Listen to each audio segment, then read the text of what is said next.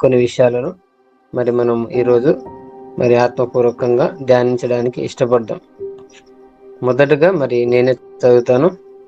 మరి 2వ తిమోతి పత్రిక 4వ అధ్యాయము 8వ వచనాన్ని మనం ధ్యానం చేసుకుందాం. ఇక మీదట నా కొరకు నీతి కిరీటం ఉంచబడి ఉన్నది. ఆ దినమందు నీతిగల న్యాయాధిపతివైన ప్రభువు అది నాకు మాత్రమే కాకుండా తన ప్రత్యక్షతను అపేక్షించు వారందరికీ అనుగ్రహించును. ఆమేన్. ఇక్కడ మరి వాక్యమైన దేవుడు, సృష్టికర్త అయినటువంటి దేవుడు మనతో మాట్లాడుతున్నటువంటి మాట. అయితే మరి నిశ్చయంగా ఇప్పుడు మనం ఏం కలిగి ఉన్నాము అంటే, నిశ్చయంగా వాక్యం అనేటువంటి దేవుని మనం కలిగి ఉన్నాము. వాక్యం అనే దేవుని మనం కలిగి ఉన్నప్పుడు నిశ్చయంగా ఆ యొక్క నిత్య జీవాన్ని, లేదా ఆ యొక్క మనము ఈ లోకాన్ని విడిచి వెళ్ళిపోయినప్పుడు ఆ యొక్క పరలోక రాజ్యంలో మరి యుగ యుగాలు తనతో ఉండేటువంటి ఆ యొక్క భాగ్యం కొరకు మరి అపోస్తలుడైన పౌలు మరి తిమోతికి ఈ మాటలు తెలియజేస్తూ మరి ఎంతో చక్కగా వివరిస్తున్నాడు.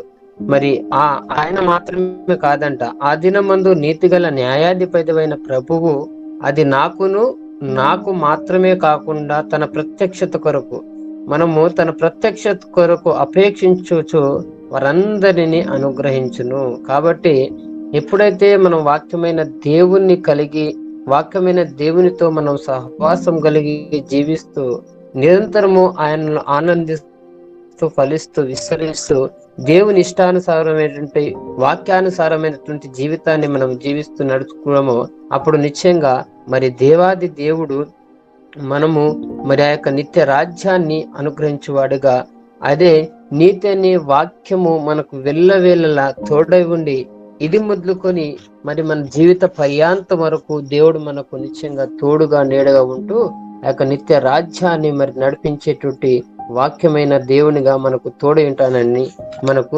తెలియజేస్తున్నాడు. అదే రీతిగా మనం చూసుకున్నట్లయితే 1 పేతురు పత్రిక 1వ అధ్యాయము 4వ వచనంలో ఏమనంటే, మృతులలో నుండి యేసుక్రీస్తు తిరిగి లేచుట వలన జీవముతో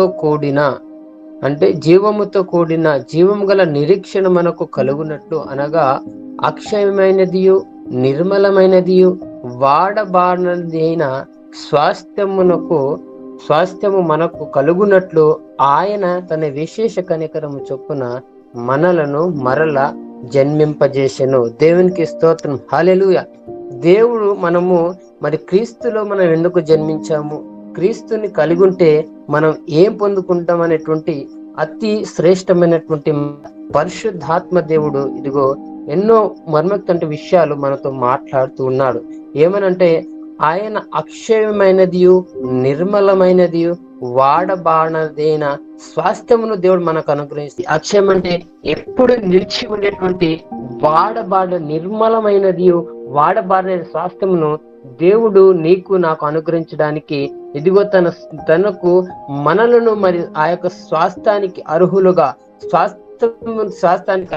దేవుడు మనలకు చేశారనేటువంటి మాస్టర్లను దేవుడు ఈ రీతిగా ఈ రోజు మనతో మాట్లాడదు. ఎందుకంటే మనము దేవుని కలిగి ఉన్నామంటే ఇదిగో ఎందుకు కలిగి ఉండాలంటే, అక్షయమైనది నిర్మలమైనది వాడబాడదైనటువంటి ఆ యొక్క నిత్య పరలోక రాజ్యాన్ని మనము నిశ్చయంగా దేవుడు మనకు ఇవ్వడానికి ఇటర్నల్ లైఫ్ ఇది మొదలుకొని యుగ యుగాలు ఆయనతో ఉండేటువంటి భాగ్యాన్ని అనుగ్రహించే దేవునిగా మనకు సృష్టికర్త అయినటువంటి దేవుని మనం కలుగున్నామంటే ఇదిగో ఆ యొక్క నిత్య జీవాన్ని మరి ఎటర్నల్ లైఫ్ ను మరి దేవుడు మనకు అనుగ్రహించడానికి ఎంతో ఇష్టపడుతూ అటువంటి కృపా కనికరము గలటువంటి దేవుడు మనకు మరి తోడై ఉండి మరి ఇగో ఎటువంటి గొప్ప భాగ్యాన్ని దేవుడు మనకు అనుగ్రహించేవాడుగా ఉన్నాడు.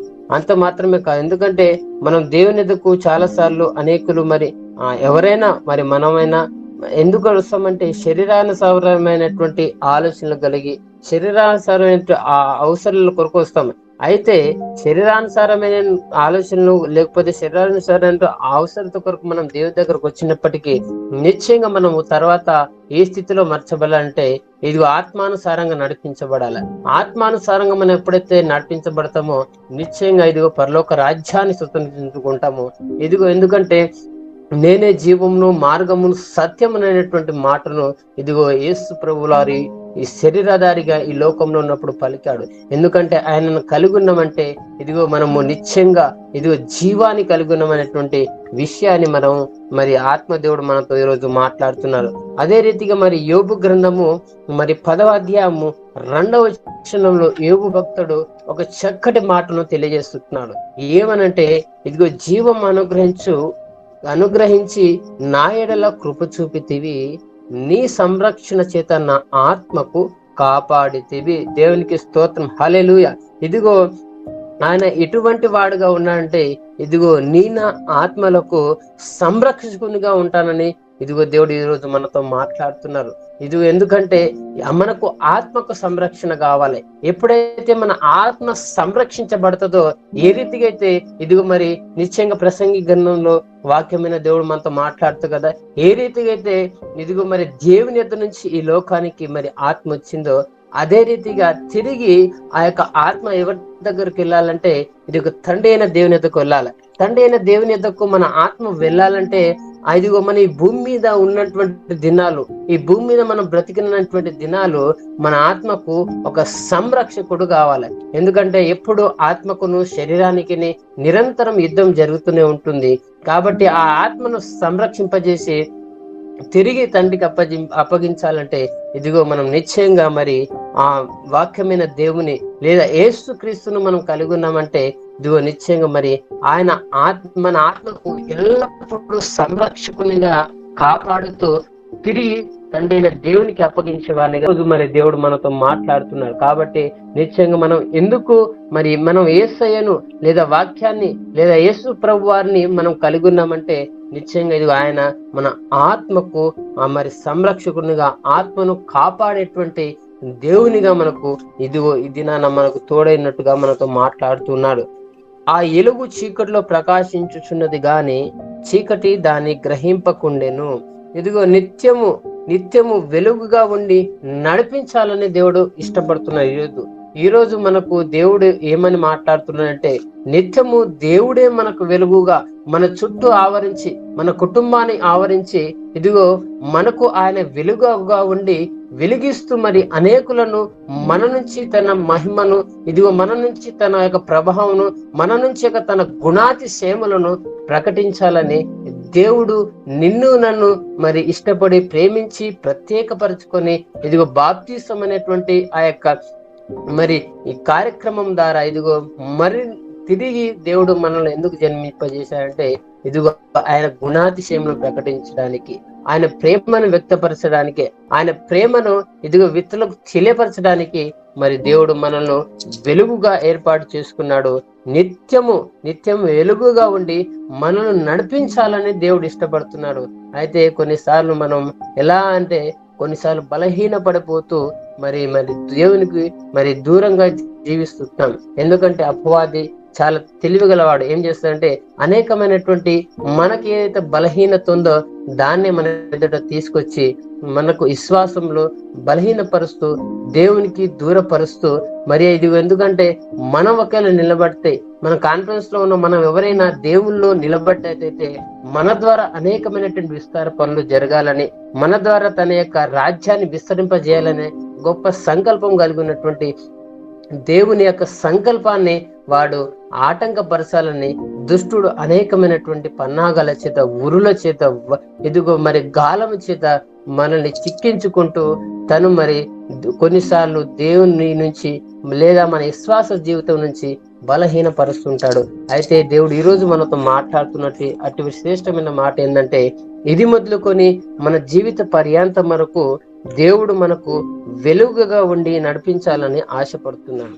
ఆయనే మనకు వెలుగుగా ఉండి మన జీవిత పర్యాంతం వరకు తన వెలుగు చేత నింపి మన వెలిగించబడుతూ అనేకులకు ఆశ్చర్యకరంగా, దీవెనకరంగా, మహిమకరంగా ఉండాలని. ఎందుకంటే దేవుడు అంటారు కదా, ఇదిగో మీరు లోకానికి వెలుగై ఉన్నారని, ఇదిగో నేను ఏ రీతిగా అయితే ఈ లోకానికి వెలుగు ఉన్నానో మీరును అట్టివారు ఉన్నారని, ఇదిగో మీరు లోకానికి ఉప్పై ఉన్నారనేటువంటి గొప్ప వాగ్దానాన్ని దేవుడు మనకు అనుగ్రహించాడు. ఆ రీతిగా మనం వెలిగించబడాలని, మనం అనేకులకు వెలుగుమయంగా ఉండాలని దేవాది దేవుడు ఈ దినాన నీతో నాతో శ్రేష్టంగా, అతి స్పష్టంగా దేవుడు మనతో మాట్లాడుతున్నాడు. అదే రీతిగా 5వ అధ్యాయము 24వ వచనము, నా మాట విని నన్ను పంపిన వాని యందు విశ్వాసమించువాడు నిత్య జీవము గలవాడు, వాడు తీర్పులోనికి రాకుండా మరణం నుంచి జీవంలోనికి దాటి ఉన్నాడని మీతో నిశ్చయంగా చెప్పుచున్నాను. ఇదిగో నిశ్చయంగా దేవుడు మనతో మాట్లాడుతున్నాడు. ఏమంటే నిత్య జీవాన్ని అనుగ్రహిస్తానని. మనం ఆయన ఎందుకు విశ్వాసం ఉంచాలంటే, ఆయనను మనం ఎందుకు వెంబడించాలంటే, ఆయనను మనం కలిగి ఉండడం వల్ల మనం పొందుకునేటువంటి గొప్ప మరి ఏదైనా ఉందంటే ఇదిగో నిత్య జీవము. నిత్య జీవము కంటే ముందు మనకు మరణం అనేది ఉంటది. ఆ మరణం నుంచి తప్పించి మరి నిత్య జీవానికి వారసులుగా, నిత్య జీవానికి అర్హులుగా, ఆ పరలోకంలో మరి పౌరులుగా చేసేటువంటి గొప్ప ధన్యతను, యోగ్యతను దేవుడు నిన్ను నన్ను ప్రేమించి ఇది నన్ను అనుగ్రహించాడు. ఎందుకంటే నిత్య జీవం అనుగ్రహిస్తానని దేవుడు మనతో మాట్లాడుతున్నాడు. మనం నిత్య జీవము కలిగి ఉన్నాము. ఆయనను కలిగి ఉన్నామంటే మనం నిత్య జీవాన్ని కలిగి ఉన్నాము. ఆయన కలిగి ఉండడం వల్ల ఇది మొదలుకొని మనము మరణించిన తర్వాత కూడా యుగ యుగాలు ఆయనతో, మరి ఆయన పరలోక రాజ్యంలో మరి ఆయనతో పాటు యుగ యుగాలు ఉండేటువంటి ధన్యతను, యోగ్యతను మనం కలిగి ఉన్నాం. కాబట్టి క్రీస్తును మనం కలిగి ఉండడం వల్ల ఇదిగో మనం నిత్య జీవాన్ని కలిగి ఉంటాము. 1 పేతురు పత్రిక 2వ అధ్యాయం 25వ వచనంలో దేవుడు ఒక చక్కటి మాటను మరి మనతో మాట్లాడుతున్నాడు. ఎందుకంటే మనము మరి మన క్రైస్తవులు ఎలా ఉంటారంటే, శరీరానుసారంగానే దేవుని ఎద్దుకు వస్తారు. మరి శరీరానుసారమైన అవసరాలు తీరిపోయినప్పుడు మరి దేవుని విడిచిపెట్టే వారిగా ఉంటారు. కాబట్టి ఆ రీతిగా మనం ఉండకూడదు. ఆత్మానుసారంగా నడుచుకోవాలి. ఎందుకంటే దేవుని ఆత్మ చేత ఎందరు నడిపించబడతారో వారు దేవుడు కుమారులు అనబడుతున్నటువంటి ఇదిగో మరి రోమిలకు రాసిన పత్రికలో ఎంతో శ్రేష్టమైన మాటలు మరి రాయబడి ఉన్నాయి. కాబట్టి మరి మనకు చూసిన 1 పేతురు పత్రిక 2వ అధ్యాయము 25వ వచనంలో ఈ రీతిగా దేవుడు మాట్లాడుతున్నారు. ఏమనంటే, మీరు గొర్రె వల్లే దారి తప్పిపోతుంది గాని ఇప్పుడు మీ ఆత్మల కాపరియు అధ్యక్షుడైన ఆయన వైపు మళ్ళీ ఉన్నాము. దేవునికి స్తోత్రం, హల్లెలూయా. ఇదిగో దేవుడు ఏమై ఉన్నా అంటే, ఏ రీతిగా ఉండాలని ఆశపడుతున్నాడంటే, ఇదిగో నీ నా ఆత్మలకు ఆయన కాపరిగా ఉండాలని ఆశపడుతున్నాడు. నీ యొక్క ఆత్మకు, నా యొక్క ఆత్మకు, మనందరి ఆత్మలకు ఆయన కాపరిగా ఉంటూ, ఇదిగో మరి ఈ లోకంలో జీవించినంత కాలము కాపరిగా ఉంటూ తిరిగి తండ్రి అయిన దేవునికి మన ఆత్మను అప్పగించడానికి మరి వాక్యమైన దేవుడు లేదా యేసుక్రీస్తు ప్రభుల వారు మనలో నిరంతరము ఉంటానేటువంటి వాగ్దానాన్ని దేవుడు మనకు అనుగ్రహిస్తున్నాడు. కాబట్టి నిశ్చయంగా, ఎందుకంటే కాపరి గురించి మనకు తెలుసు. ఎందుకంటే మరి ఏ రీతిగా మరి ఆ మేపుతున్నటువంటి గొర్రెలు కావచ్చు, మేపుతున్నటువంటి గొర్రెలను ఏ రీతిగా సంరక్షించాలో, ఏ రీతిగా భద్రపరచాలో, ఏ రీతిగా వాటిని పోషించాలో, ఎప్పుడు దానికి మరి మెడిసిన్ అందించాలో, ఎప్పుడు ఏది అందించాలో అదంతా అందిస్తూ మరి దాన్ని ఎల్లప్పుడూ భద్రపరుస్తూ సంరక్షిస్తూ ముందుకు నడిపిస్తాడు కాపరి అనేవాడు. అదే రీతిగా నిశ్చయంగా మరి మన ఆత్మకు కాపరిగా ఉంటూ, ఎప్పుడైతే మన ఆత్మలో కుంగిపోతామో, ఎప్పుడైతే మనం ఆత్మ నుంచి మరి ఆత్మ నుంచి దేవుని దూరంగా జీవిస్తామో, లేకపోతే మనం ఆత్మానుసారంగా మొదలై పెట్టినప్పటికీ కొన్ని దినాల తర్వాత శరీరానుసారంగా మలచబడతామో, అప్పుడు నిశ్చయంగా ఇదిగో ఆత్మలకు కాపరైనటువంటి యేసు లేదా వాక్యమైన దేవుడు తన వాక్యం చేత తిరిగి నిన్ను నన్ను దర్శించి తిరిగి మనల్ని బలపరిచి, ఇదిగో నిశ్చయంగా ఇదిగో వాక్యం, ఇదిగో మరి నేనే నీ యొక్క ఆత్మకు కాపరిగా ఉన్నానని ఒక దినాన తండ్రి అయిన దేవుని అప్పగించాలనేటువంటి విషయాలు మనతో మాట్లాడి, మనం కుంగిపోయిన వేళ్లలో మరి మనల్ని తిరిగి లేవనెత్తి మరి ఆ దేవునితో ఐక్యపరిచేవాడిగా మరి వాక్యమైన దేవుడు లేదా యేసుక్రీస్తు ప్రభుల వారు మనతో ఈ దినాన మాట్లాడుతూ ఉన్నాడు. 1 పేతురు పత్రిక 5వ అధ్యాయం 4వ వచనంలో దేవుడు మనతో మాట్లాడుతున్నాడు. ప్రధాన కాపరి ప్రత్యక్షమైనప్పుడు మీరు వాడబాడని మహిమ కిరీటము పొందుదురు. ఆమేన్, హల్లెలూయా. మనకు దేవుడు వాడబాడని మహిమ కిరీటమును అనుగ్రహించడానికి ఇదిగో మరి ఎల్లప్పుడూ మనకు తోడై ఉన్నాడు. మనము ఆయనను కలిగి ఉన్నామంటే ఇదిగో వాడబాడని మహిమ కిరీటాన్ని మనము ఇదిగో మరి పొందుకునే వారముగా, లేదా దానికి అర్హులుగా దాన్ని పొందుకునేటువంటి మరి అధికారాన్ని దేవుడు మనకు అనుగ్రహించాడు. ఆయన కలిగి ఉండడం వల్ల ఇదిగో ఈ రీతిగా అనేకమైనటువంటి విషయాలు దేవుడు మనతో మాట్లాడాడు. కాబట్టి నిన్ను నన్ను ప్రేమించి దేవుడు ఈ రోజు మనతో మాట్లాడుతున్నటువంటి అతి శ్రేష్టమైనటువంటి మాటలు, మనం ఆయనను కలిగి ఉన్నామనుకో, ఇదిగో వీటన్నిటిని నీతి అనే వాక్యమైన దేవుడు మనం కలిగి ఉన్నామని ఇటర్నల్ లైఫ్ ఎప్పటికీ ఎన్నటికీ యుగయుగాలు ఆయనతో ఉండేటువంటి భాగ్యాన్ని, ధన్యతను దేవుడు మనకు అనుగ్రహిస్తాడు. అలాగే ఆత్మలను సంరక్షించి ఇదిగో ఎల్లప్పుడూ మనతో ఉండి కాపాడువాడుగా దేవుడు మనతో ఉంటానని చెప్తున్నాడు. అలాగే నిత్యము వెలుగుగా ఉండి మనం నడిపించాలనేటువంటి దేవుడు ఆశపడుతున్నారు. అంత మాత్రమే కాదు, మరి నిత్య జీవము కలిగి ఉన్నాం. ఆయనను కలిగి ఉన్నామంటే మనము నిశ్చయంగా నిత్య జీవమును కలిగి ఉన్నాం. అలాగే చనిపోయిన స్థితి నుంచి విడుదల నుంచి మరి నిత్య జీవంలో నడిపించే దేవుడుగా మనకు ఆయన వల్ల. అంత మాత్రమే కాదు, ఇదిగో మన యొక్క ఆత్మకు కాపరిగా ఉంటానంటే విషయాలు దేవుడు మనతో మాట్లాడుతున్నారు.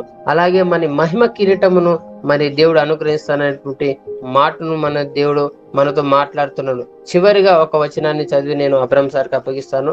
మరి చివరిగా ఒక వచనము, మరి కొలస్సీలకు రాసిన పత్రిక 1వ అధ్యాయం 12వ వచనంలో ఎంతో శ్రేష్టమైన మాట మరి దేవుడు మనకు అనుగ్రహిస్తున్నాడు. ఏదంటే అది ఇదో తేజవాసులైన పరిశుద్ధుల స్వాస్థ్యములో పాలివారగుటకును మనలను పాత్రులుగా చేసి తండ్రికి మీరు కృతజ్ఞతాస్తుతులు చెల్లింపవలనని దేవుని బ్రతిమాలు కొనుచున్నాను. ఆమెన్, హల్లెలూయా. ఇదిగో మరి అపోస్తలుడైన పౌలు ఎంతో శ్రేష్టమైన మాటలు. వాసుల పరిశుద్ధ స్వాస్థ్యములో పాలివారగుటకు ఇదో నిన్ను నన్ను దేవుడు ఈ దినాన ఏర్పాటు చేసుకున్నాడు. నిత్యము మరి ఆ పరలోక రాజ్యంలో ఇదిగో తేజోవాసులు ఉండేటువంటి ఆ యొక్క పరిశుద్ధమైనటువంటి స్వాస్థ్యంలో మనము పాలివాలనేటువంటిది ఇదిగో దేవుని సంకల్పం ఉన్నది. కాబట్టి తేజోవాసుల స్వాస్థ్యమును మనకు దేవుడు అనుగ్రహిస్తున్నాడు.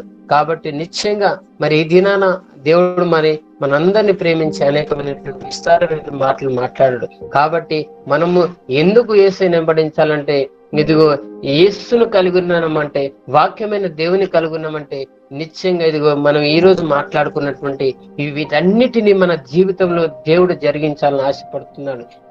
ఇవన్నీ మన జీవితంలో మనం పొందుకోవాలంటే నిశ్చయంగా ఇదిగో ఆత్మానుసారంగా నడుచుకోవాలి, వాక్యానుసారమైన జీవితాన్ని జీవించాలి. ఇదిగో వాక్యమైన దేవునితో మనము ఇదిగో మరి మమేకమవుతూ ఇది సహవాసం కలిగి ఉంటూ ఇదిగో ఆయన చిత్తానుసారంగా, ఆయన ఇష్టానుసారంగా మనం నడుచుకోవాలని దేవుడు మనతో మాట్లాడుతున్నాడు. ఆయనలో మనం బహుగా ఫలించాలంట.